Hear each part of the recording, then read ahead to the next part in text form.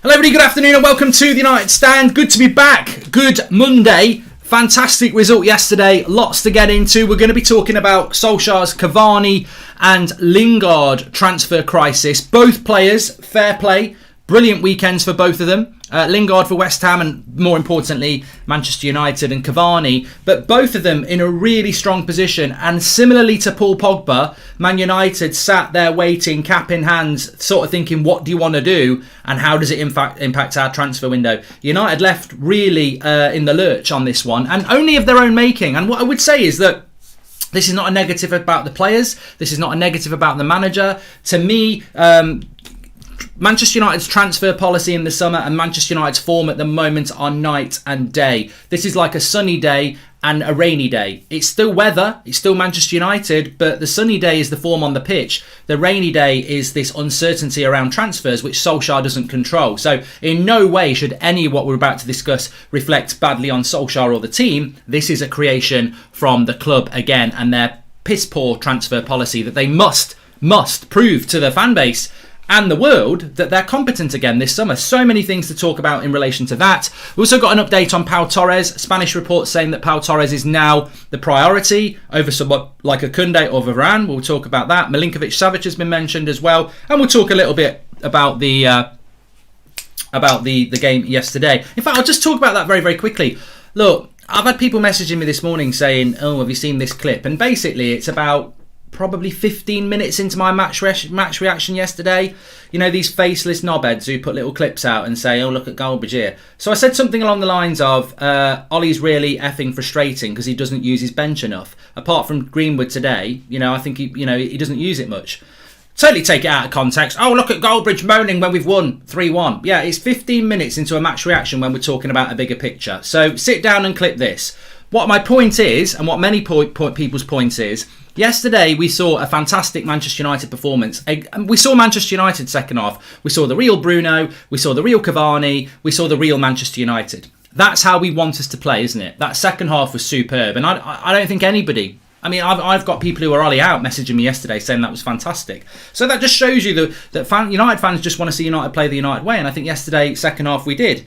The bigger question is, why didn't we play it first half? Now, Harry Maguire comes out and say we're always a little bit slow after Europe. Bullshit. You were slow against Brighton. You've been slow. You've been playing like this for a long time. I think the honest answer is it comes down to lack of rotation in the squad. Look at how many minutes Van der Beek's had. Look at how many minutes Brandon Williams had. Look at how many minutes Axel Tuansebe's had. Look at how many minutes Nemanja Matic has had. That's just 4 players. 4 players, right?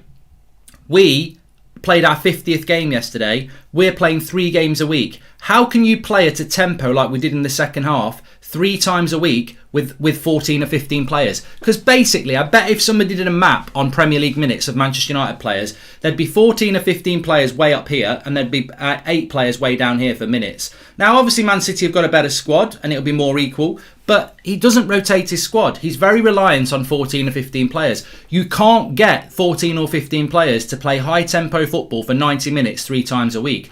That is why we're not playing like second half yesterday. It's very easy to say, oh, let's just play like we did second half yesterday. But if you actually think it through, it's because we can't do that. That was game 50. You can't play with that intensity 3 times a week with the same players. And that's what I was saying. It's frustrating with Solskjaer because he doesn't use his bench enough. And all right, yesterday probably shouldn't have used his bench enough, although we had played on Thursday. But I'm talking the bigger picture here. So you can clip it up, you can mock it, don't watch it. But the fact is, we don't play high-tempo football because we don't have enough players to do it that Solskjaer trusts. You cannot play that second half, 45 minutes, on Thursday against Granada and on Sunday against Burnley, and you won't see it. I guarantee we'll see slower tempo football again because you can't do it when you're only using the same players. Marcus Rashford's running around half injured. You can't get him to play like that 3 times a week. So that's the problem that Manchester United have, and that's what I'm talking about when I said Solskjaer's frustrating, because he definitely can play the good football. And we should all be very praiseful of him. The away record is unbelievable. We've not been beaten away from home in over a year. It's unbelievable. But we want to see the second half United, and you should be able to see that for 90 minutes, because that's how Liverpool played in their prime. That's how Man City do it. That's how a lot of teams do it. But if you're struggling for reasons why we're not doing it and why we slow the game down and play possession-based football, it's basically because a lot of our players will be tired because they're playing so much football. And that's the problem he's got to solve this summer, because quite clearly he doesn't trust Van der Beek, he doesn't trust Twansebi, he doesn't trust Brandon Williams, he doesn't trust Nemanja Matic, so he doesn't trust these players to rotate. But that makes it very difficult to have a high tempo 3 times a week. So, that's what we're talking about. I think that's what many of you lot have been talking about for a very long time. It's not just, everyone wants Donny van der Beek to play. It's the fact that you can't play high tempo football game in, game out when you're only using the same 13, 14, 15 players, which is what we've been doing for 50 games. The Liverpool dream is over, Richard Jones. Well, no, it'll be interesting to see what Liverpool do next season. Anyway, let's get into the transfer news. Fantastic performance yesterday. Really, really, really fantastic from Edinson Cavani. And look, away from Manchester United, Jesse Lingard for West Ham. That volley was superb. He's just, I don't even know if Jesse Lingard will go to the Euros because of people like Foden, Grealish, Mason Mount. But bloody hell, he's been brilliant. Absolutely brilliant. And he has now got, apparently, people like Real Madrid, PSG, Inter Milan looking at him. Obviously, West Ham wanting, Leicester have been mentioned. Lots of clubs looking at Jesse Lingard, because why wouldn't you look at Jesse Lingard? He's doing it in the Premier League for West Ham. Fantastic. Now, Manchester United have got a problem here, and it's a similar problem they've got with Edinson Cavani, because the next 8 weeks, Cavani is professional. If he can stay fit, and that's a big if, he's going to be very important for us. We've basically got second place now, to be honest, but the Europa League, we could win that. So Cavani's really important, and Jesse Lingard's future is really important, and obviously let's bring Paul Pogba in. He's really important. The problem is, Manchester, take this away from Solskjaer, we're talking about the transfer negotiators again. They've absolutely mismanaged this situation completely. Cavani is not going to decide until the summer because he wants to go home and speak to his family. He's got a 2-year deal on offer from Boca Juniors. He's got Man United desperately want him for another year, but it's about what's best for him, and his family isn't in England. So he's going to not decide till the summer, which is a problem. Lingard is going to decide in the summer as well, because maybe Man United want to keep him. But there's a story coming out that Lingard's representatives have made it clear that he will not be used as a make weight in a Declan Rice deal. I don't understand what that's all about. What's that? Why would Jesse Lingard's representatives say we're not going to be used as a make weight in a Declan Rice deal? That just seems a little bit horrible, really. Does it? If he wants to go to West Ham, why can't you be used as a make weight for Declan Rice? The only thing I can see is he probably doesn't want to go to West Ham. Maybe he wants Champions League football, which is absolutely fine. But if he's going to West Ham anyway, why could we not use him in a Declan Rice deal? So I think maybe reading into that, maybe he's going to keep his options open. And obviously Paul Pogba's not going to make his decisions until the summer. So United, it's a bit of a crisis for Solskjaer, really, because how can you plan for next season when you've got 3 players, all of which could be at the club next year, all of which might not be at the club next year, and you've got to replace them. So very, very difficult to do when those players aren't going to make their mind up. And United are basically, in the case of Cavani and Pogba, we're sort of sat there outside the restaurant with a cap saying throw us some crumbs, whilst they're chatting in the restaurant, looking at the menu, seeing where they're going to go, or are they going to come outside with us for a McDonald's and a packed lunch. So United are in a real difficult situation here, and this is why look, the form yesterday was fantastic. Second place in the league, Europa League quarter-final, should be a semi-final this week, sorted. Fantastic, absolutely great. But the summer and next season is also dependent on what Manchester United Football Club do. We'll talk about Koundé and Torres in a minute, but how do you deal with this problem? Cavani is not going to decide until the summer and could go. And United are desperate to keep him. Pogba's not going to decide until the summer. United are desperate to keep him. He could run down the last year of his contract. Jesse Lingard could run down the last year of his contract if he really, really wanted to. I don't think Jesse will do that. But it's not good. It's not a good situation for Manchester United. Mark, the United fans racially abusing Son is absolutely disgusting, says the Gaming Dude. Well, what I would say about that, the Gaming Dude, is how do you know they're Manchester United fans? Now, a racist will use any opportunity to be racist. Now, if they are Manchester United fans, it's disgusting, but we had this with people being racist to our fans. Are they Manchester United fans, or are they people who create accounts who are racist just to create problems? So I think we be very, very careful associating Manchester United fans with racism, because I'm not a racist. You're not a racist. So who are these people? And are they really football fans, or are they just driven by, causing problem within the sport that we love? It's clear that Cavani wants to go, says Marvin. I think Cavani is going to go. And I think United need to start making moves on that. Now, interestingly, a lot of people getting excited because Spurs lost yesterday and Harry Kane looked lost, and Harry Kane at United would look very good. David Ornstein this morning saying, no, there's no way that Spurs will let Harry Kane go to an English club this summer. They probably won't they'll probably try and stop him going anywhere, but not an English club. So I think that would be very, very difficult to do. And obviously the Haaland obsession, as we know, I think it's a waste of time. But it would be, it's such a shame for United, really, that they've mishandled the Cavani situation. He's clearly not very happy, and he's clearly going to look to go. The next 8 weeks are key. If he scores a lot of goals, Martial's injured, he will play. If he scores a lot of goals, then he might decide he wants to stay for another year. Man United might chuck a little bit more money at him, and he might just do it. So he could end up staying, but at the end of the day, he's not staying for the right reasons, is he? He's clearly unsettled, thinking about going home. And I think all United can do is chuck money at him, which is never... Look, if I'm absolutely honest, I love Cavani. I wasn't sure about it, but I really like him. I think he's an out-and-out number 9. I think Solskjaer's right. But can he guarantee that he won't get injured 3 or 4 times next season? No, he can't. I mean, he's not even played against Man City this year. He's been injured or suspended for the 3 games that we've played them. So, I think United have just mishandled the situation with Cavani. He was a desperation signing at the end of a crap transfer window. It's ended up working out. I think it has worked out, even though the injuries, I think it's just about been worth it.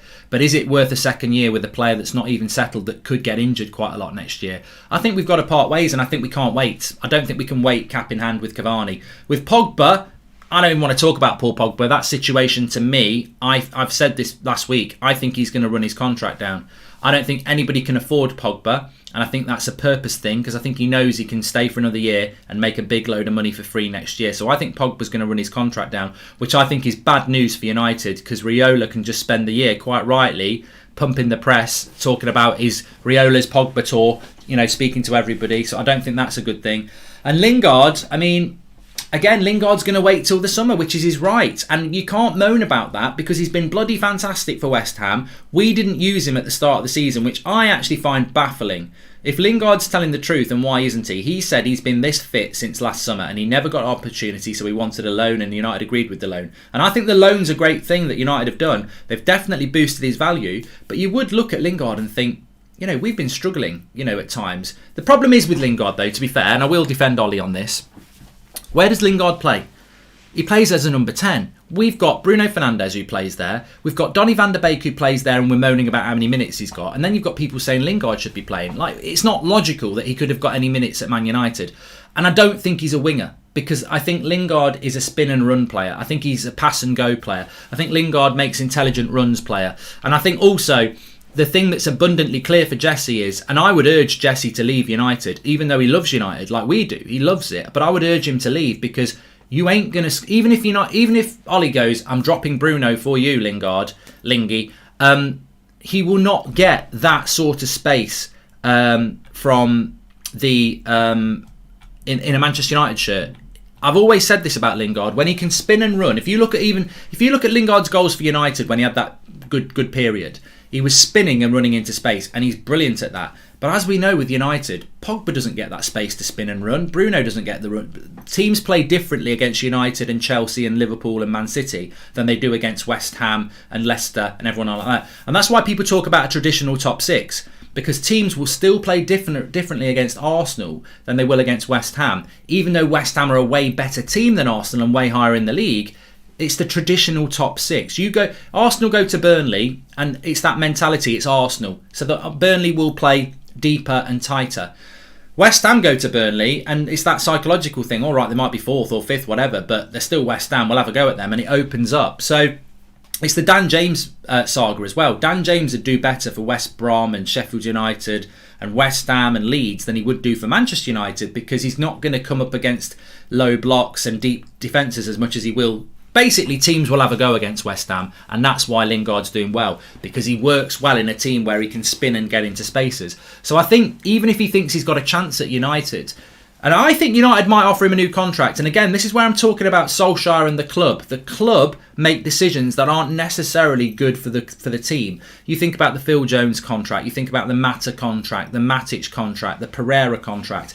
Manchester United have shown clearly that they would rather give somebody a contract that doesn't necessarily have a future at the club than let them go and buy somebody, because it's more money for them to do that, to let somebody go and buy somebody else. The thing for Lingard is, if he comes back to United, will he ever get the space he's getting at West Ham? I don't think so. And also, will he even get a start? Like, at West Ham, he's the main guy in a team that's fighting for the Champions League. At United, you're not starting ahead of Bruno. You might be on the wing every now and again, but is that where you want to be? What does that do for your England place? Because you know what? I genuinely think that Lingard deserves to go to the Euros, but might miss out because he's only played for 4 months.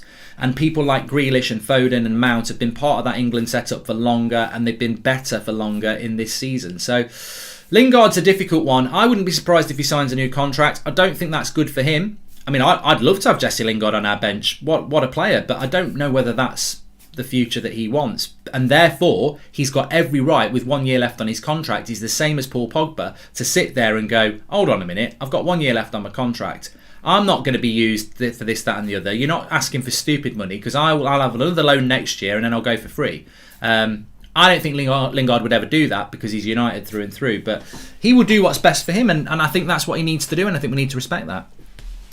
Jesse's brother has said some things in relation to United and the way the club handled his depression. I don't think they want to use the favour, to be honest, says Ellie Bell. Well, yeah, I mean, look, there's a load of stuff around Jesse Lingard. He came out about, depression and things like that. And can I just say, footballers are human beings, and I always try and think about this, especially the day after a game. I think when you watch a game of football, and they are entertainers, and you can be very, very critical of players, but when that emotion's gone, they are human beings, they are footballers for Manchester United. And look, take for example someone like an Aaron Wan-Bissaka. He's had a lot of stick this year, and he, I thought when he first came to the club, that first 9 months, he was going to get my player of the year. He was absolutely brilliant. Lockdown happened, and he's been very inconsistent ever since. I still think Aaron Wan-Bissaka, and I agree with Ollie on this, he's a couple of years younger than Luke Shaw. Look at Luke Shaw over the last 2 years. Now, I was one of the few people about Luke Shaw that said, I can see a top-class left-back there, and people used to laugh at me. And now he is a top-class left-back. That's not me predicting the future. I just knew there was a good player there. I will say the same with Aaron Wan-Bissaka. Those first 8 months at the club before lockdown, he was absolutely brilliant. I'm not going to give up on Aaron Wan-Bissaka and say he's not good enough. Some people seem to be going down that path. I just think he's gone through a difficult year on the pitch for some reason. The consistency's not quite there. But we saw yesterday, very important clip with Wan-Bissaka yesterday. I thought second half he did really well going forward. We know he's good in a one-on-one situation. The problem is positional. But we saw it yesterday. There was a chance where Son was left on the back post, and it was like, where's Wan-Bissaka? But then 3 seconds before it, you see Wan-Bissaka's had to run in to mark Harry Kane because Lindelof and Maguire have wandered to the front post. So is it positional sense, or is he actually trying to do, he's stuck between a rock and a hard place? Because if he marks Son, people will say, why wasn't he marking Harry Kane? And he sometimes gets lost in that situation. So look, Wan-Bissaka, Fred, McTominay, Dan James, all these players, if they start playing consistently well in a Manchester United shirt, only people with agendas are going to say, they're still shit. I've said it about Matic in the past. I've said it about Maguire. These players, for me, are judged on performance and what I think they're doing. If they do bad, they get the criticism. If they do well, they'll get the praise. And look, that should be their motivation. That's all their motivation should be. I don't think Harry Maguire had a good start to the season. I think since Christmas he's been generally very good. So, we do have to be careful about things like that. I don't know how the club deal with that. So if there's any... we know Lingard came out about the mental health stuff, which was very serious. I think he loves Manchester United. I think he'd love to be back at Manchester United, playing for Manchester United. But the thing about Jesse is he did have a good career at Manchester United. I think now he's got to look after himself. And look, he's one of the best players in the Premier League at the moment at West Ham. He needs to play football, definitely. And I think United yesterday, second half, that's what you build on. That's what you build on. That's the last time I saw United was yesterday. That 45 minutes was brilliant. 1-0 down at half time, unjustly so. 3-1, absolutely fantastic. But we still do need to improve. And the transfer window is going to be very, very interesting. Now, there are reports coming from Spain, La Razón, which is a Madrid-based outlet. I don't know their reliability. But it's interesting that it's a Madrid outlet because they're talking about United and Torres and Koundé quite a lot. Now, my interpretation of this is that they are talking about United and Torres a lot because Real Madrid are linked to Torres a lot. And I think United, the way the Spanish... Look, we've been doing this for a few years together. The way the Spanish press work is they tend to mention clubs around players that they want. And the press, not the clubs. So, like, if Real Madrid want a player, they'll start talking about United nearly signing that player because it's like Madrid need to get their finger out. I think Madrid want Pau Torres because the Madrid papers are talking about United and Torres quite a lot. And what they're saying is, this La Razón is saying that Manchester United are now prioritising Torres over Jules Koundé as their number one choice. Now, my opinion on Pau Torres is, and Chief Leaf says, I'll be surprised if we buy Koundé. Well, again, this is only my opinion, but I have said this for a number of weeks now. I think we'll go for Pau Torres, and I hope it works, but I think we'll go for Pau Torres because he's cheaper. I think Pau Torres is choice 4 or 5 again. I think Manchester United with Pau Torres are buying choice 4 or 5. And I said this, I think, yesterday. I don't mind us getting 3rd, 4th or 5th choice if the CDM is the first choice. But we can't keep getting 4th and 5th choices. This is what Van Gaal was on about 3 years ago. A team like Manchester United should be getting 1st and 2nd choices in the transfer market, not 4th and 5th and 6th. And that obviously happened to Van Gaal, and I think we've seen evidence of that with Ole Gunnar Solskjaer, especially last summer. Telles was not his first choice left back. We know that he was probably 3rd or 4th. And Van der Beek, God only knows what he was. I mean, he's clearly not... You could argue he's not in Ole's top 10 by how little he uses him. So my concern with Pau Torres is that United run their team like a balance sheet, not like a trophy cabinet. And Pau Torres over Koundé or Varane would be because he's £20 million cheaper. And that's how United have run this club for a very long time. Yes, there's been the exceptions, Harry Maguire, Paul Pogba, a couple of others. But in the main, when you listen to Mourinho, when you listen to Van Gaal, when you listen to Moyes, and when you listen to Solskjaer when he gets sacked in years to come, they will all say the same thing. I didn't get my first choices, I didn't get my second choices, I didn't get my third choices. Now, Pau Torres could be a really good signing, but my other concern with Pau Torres is that I think he'd come into the club and he'd spend a year training like Van der Beek, and we'd still pick Maguire and Lindelof. I want a centre-back that gets us further up the pitch. I want a centre-back that's better than Harry Maguire. I want a centre-back that is top class. I want a centre-back that our rivals look at and go, oh my God, they've got a good player there. I think if you buy Pau Torres, you could see Arsenal buying Pau Torres. I mean, maybe you could see Pep signing Pau Torres. I mean, I'm not saying he's going to be bad, but I just think that Manchester United need to go and get the best players, and I think this is why Solskjaer will struggle next year if he doesn't have a good transfer window. Is if he's still picking Maguire and Lindelof next year because he's not sure about a 3rd or 4th signing, then that's a problem. We've seen that with Van der Beek. So look, it's a Spanish outlet, it's a Madrid outlet. Maybe they're making this towards us because they want Real Madrid to buy him.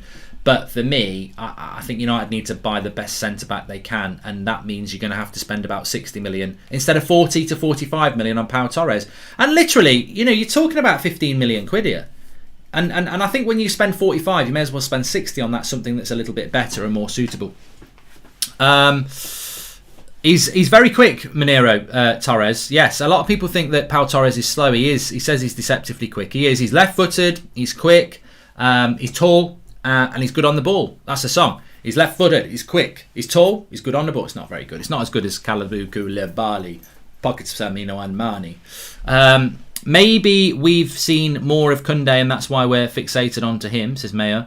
And people forget how young our most critiqued players actually are. James is 23, Rashford's 23, Wan-Bissaka's 23, McTominay's 24. Still got 4 years before their prime, says Glenn Johnson. Well, McTominay's 25 this year, so I don't think there's loads. I think the problem with... Well, I can go through each one of those, right? McTominay's 25 this year. The problem with him is he's playing in a position that he's not... It's not his position. He's not a CDM. And we've seen that with he gets a lot of yellow cards. He doesn't pick up the runners. His passing range isn't good enough. He's not a CDM, much the same as Fred. So he's being played out of position. So you can sympathise with him for that. Wan-Bissaka, I agree. 23. I think there's a good player in there. He just needs to find that consistency again. Rashford, I don't know why you'd criticise Marcus Rashford. I just think Marcus Rashford is a fantastic player. I think he can be a top 10 player in the world. I really do. And I think he's carrying injuries. And yet he's still got loads of goals this season. So I wouldn't worry about Rashford too much. Dan James, look, we paid £15 million for Dan James. I don't think his age has got anything to do with it. You either think Dan James is a top 4 player or you don't. I don't think he's a top 4 player. I'd love to be proved wrong. I think he's a standard Premier League winger that could play for Brighton. He could play for West Brom. But I don't think he's a player that plays for Chelsea or Manchester City or Liverpool. So why would I think he plays for Manchester United? Maybe a bench player, but there are some there. I'd like to see McTominay playing in a freer role, closer to the edge of the box, because that's where he does the most damage, not as a CDM. I think Wan-Bissaka's probably Wan-Bissaka and Rashford I've got no concerns about. Doesn't mean that they will be successful, but I do think that they are very, very good players, and for different reasons have had a bit of a problem this season. But you can't really say Rashford's had a problem, but it just shows you how good he can be when we know he's been a bit quiet in some games, but he's still delivered. Twansebi and Donny have more minutes warming up on the sidelines than they have on the pitch. It makes sense. Well, I think those two players should have been used more. Mark, you have been critical of the style of football. People forget under Fergie it was dire at times. Under the Glazers it's never going to be perfect, says Mr. Nostalgia. Good name. Yeah, I mean, look, it was.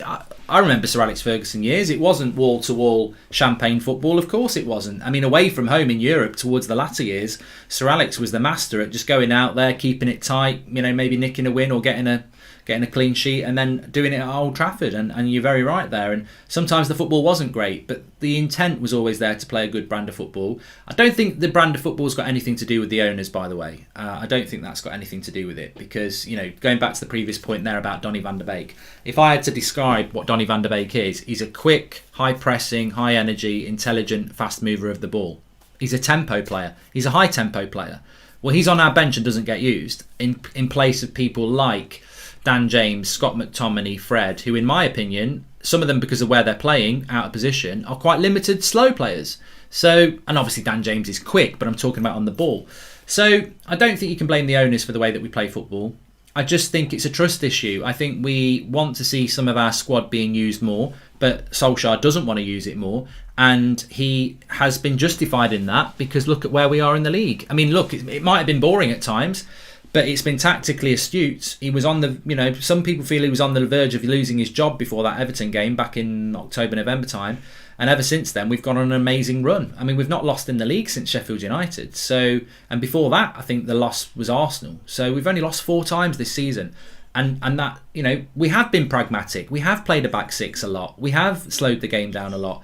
But I think what this season, unfortunately, because of the bad start to the season and because of that Pochettino story, a lot of pressure came onto Ollie very early on.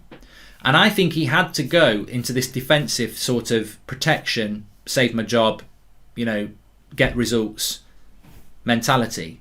And that's led to a lot of criticism because of the way he's played, but it's also led to some very, very significant points accumulation. All right, by 1 goal a lot of the time, quite a lot of draws against the top 6.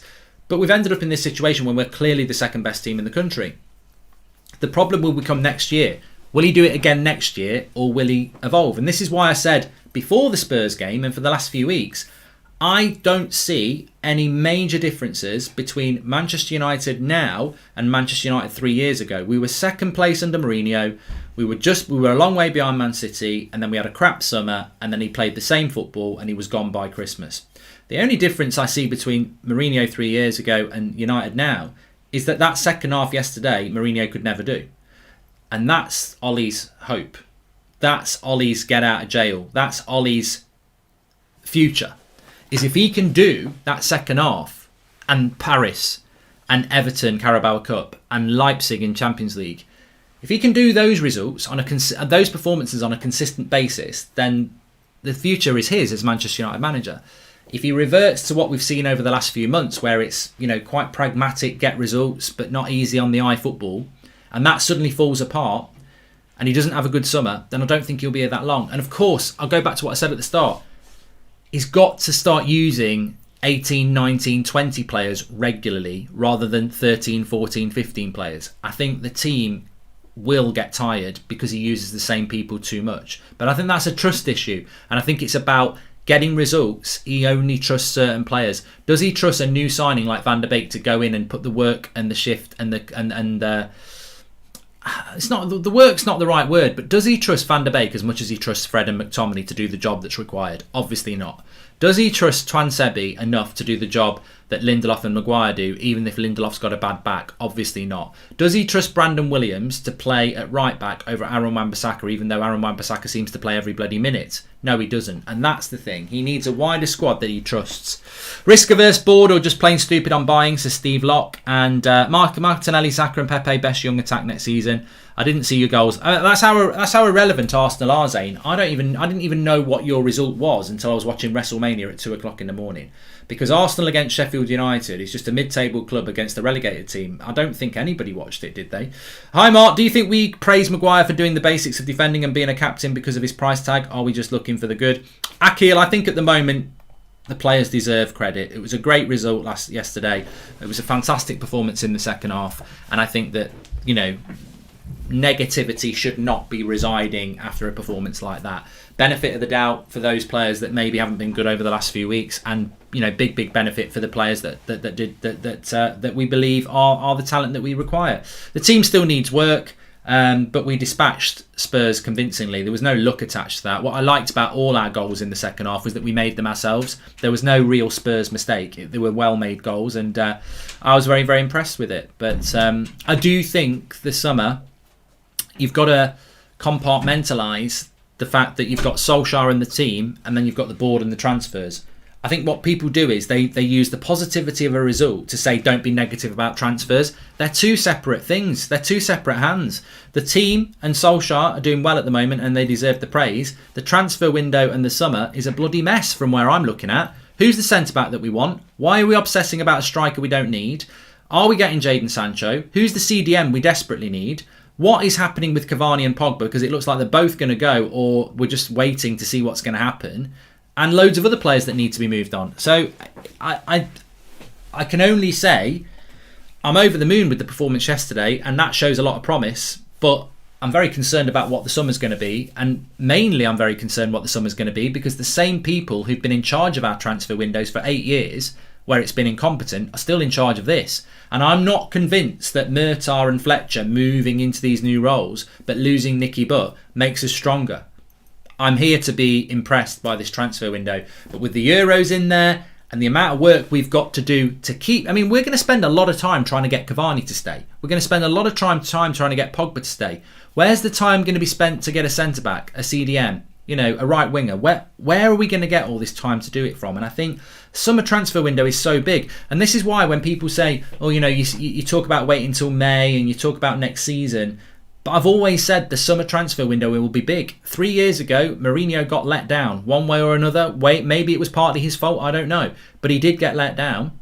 This summer is as big as that summer. We're second place, but nowhere near Man City. Nowhere near. And look, I'd love Man City to collapse and we could win the league. And maybe some people think we could have won the league this year.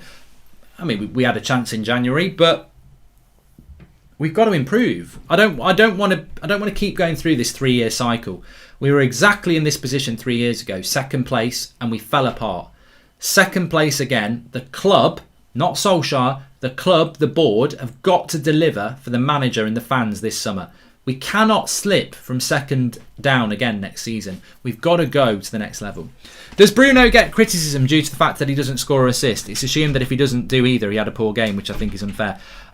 Just on Bruno for a minute. I find this so funny. There are people in our fan base who genuinely don't like Bruno. I don't know whether you've noticed this, but it's absolutely clear.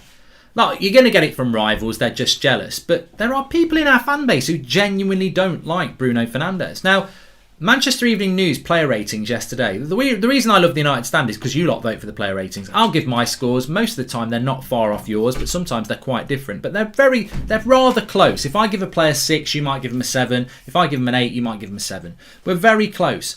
Manchester Evening News player ratings yesterday. They had Dean Henderson on an 8, but they had Bruno Fernandes and Luke Shaw on a 6. And I was like, how do you have a 2-point gap between those people? Like, Dean Henderson played well yesterday. I think I give him a 7. I probably would have given him a 7.5. Good save on the front post. Good, he had a good performance. Good game. But Luke Shaw and Bruno played well. I don't get that. And it's like there are these stubborn things that some of our fans have with players. I'm very open-minded. Like, there are players in the team that I don't think should play for us, but if they play well, I'll give them a good score. I thought Bruno Fernandes' second half yesterday was one of our best players. Like that shot he had against Lloris, what a save. He was involved in the third goal. He was pinging the ball all over the place. He nearly set Pogba up for a goal. Pogba backheeled it. I mean, what more do you want? He should have had a goal and an assist. He had a big part to play in the third goal. I thought Bruno was like the old Bruno in the second half yesterday. And Luke Shaw was good as well. So I don't get it. I don't know what it is. I'd love to sit down with some of these people in our fan base who don't like Bruno, because I would sit them down and say, you're allowing your dislike for him to be fed by something that's irrational. I don't know whether you're in the Pogba versus Bruno thing, which you don't need to be. I don't get it. Why can't we see a more direct... I'll tell you what I would say about Bruno Fernandes. You take him out of our team over the last 18 months and we're down there with Arsenal. Fact. Absolute fact. We are down with Arsenal without Bruno Fernandes. Why can't we see a more direct forward passing United with attacking intent as we did in the second half consistently, even with McFred on the pitch? Well, Sam, you've obviously joined a little bit late. We can't play like that in the second half yesterday every game because we can't. We can't do it because he doesn't use enough players. He uses the same players all the time. They can't play at that tempo 3 times a week. They can't do it. This is the problem. This is why he needs investment in the summer. And he needs players that he trusts. Because look, I would use Twansebe, I would use Van der Beek, but clearly Ollie doesn't want to use them. Their minutes on the pitch this season is abysmal. Considering yesterday was game 50. You can't play a high-tempo football like we did in the second half 3 times a week with the same 11, 12, 13, 14 players, which is what Solskjaer does. Maguire and Lindelof play nearly every game. Luke Shaw and Wan-Bissaka play nearly every game. McFred play a lot of the games. Bruno plays nearly every game. Rashford plays nearly every game. That's 9 people that nearly play every single game. How can they play high-tempo football for 90 minutes 3 times a week? And that's it. That's it. That's the answer. We can't do high-tempo football using the same 9 players every game. It's impossible to do it. He's got to rotate, but people don't like that because they think, Galbraith is moaning about subs. This is not about yesterday. This is about the last 50 games. If we'd rotated more, we could probably play at a higher tempo. But Ollie, for whatever reason, and he coaches them, probably doesn't think that those players are good enough. I love the streams, says Will Scott. Do you prefer Pogba in midfield or in the wing? Very difficult when Pogba played so well yesterday from the wing. I mean, look, he scored from the wing against AC Milan, but it was about all he did. I just think, it'll upset Pogba lovers, but I'm actually being pro-Pogba when I say this, that Paul Pogba to me is one of the best midfielders in the world, and midfielders play centrally. I think putting him on the wing to accommodate McFred is a mistake. I think Paul Pogba in a freer midfield pivot is what you want to do.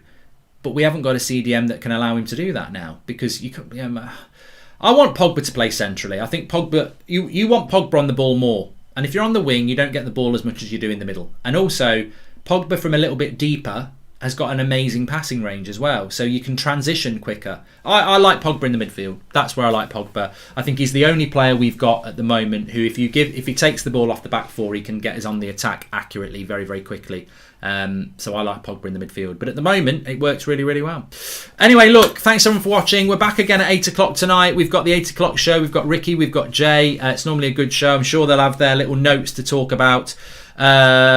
And look, Zed Jamie said the problem this summer is that we don't spend when we're in the Champions League. We only spend when we're in the Europa League. And this is something to really look forward to. Pogba more effective forward, doesn't run the game, says Robert McCormack. Yeah, I mean, look, I suppose that's the thing, but that's your personal opinion. For me, Paul Pogba centrally is what I want to see, and close to Bruno. I think those two together really are something that's very important to us. Career mode's on in about an hour's time. Yeah, I'll see you there. I've got to set it up now. Thanks everyone for watching. Please subscribe, smash a like on the video. Thanks everyone for watching, and I'll speak to you in a bit. Oh, just very, very quickly. I'm drinking out my United Stand mug. If you want to get a United, it's like an end of video promo. If you want to get a United Stand mug, links in the video description. We've got lots of different designs. You can get this one in red. You can get it in black. We've got adored. We've got the green and gold. Lots and lots of different ones. Check it out in the link in the video description. Thanks for watching. Oh, it's gone cold.